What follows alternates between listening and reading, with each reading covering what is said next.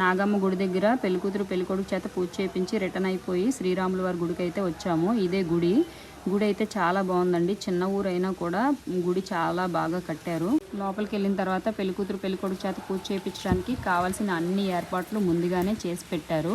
పెళ్ళికూతురు తరపు బంధువులు, పెళ్ళికొడుకు తరపు బంధువులు అందరూ కూడా ఈ పెళ్లిలో పెళ్ళికూతురు పెళ్ళికొడుకు ఎలా నడుచుకుంటారు, వాళ్ళ నడవడికి ఎలా ఉంటుందని అందరూ కూడా కన్నేసి చూస్తూనే ఉంటారు, గమనిస్తూనే ఉంటారనమాట. ఇగో వినాయకుడి గుడి, అలాగే లక్ష్మీదేవి గుడి కూడా ఇక్కడ ఉంది, అలాగే సీతారాముల వారి గుడి కూడా ఉంది. ఈ మూడు కలిసి ఒకే చోట ఉన్నాయి. పెళ్ళికూతురు పెళ్ళికొడుకు చేత పూజ అయితే చేయించారు.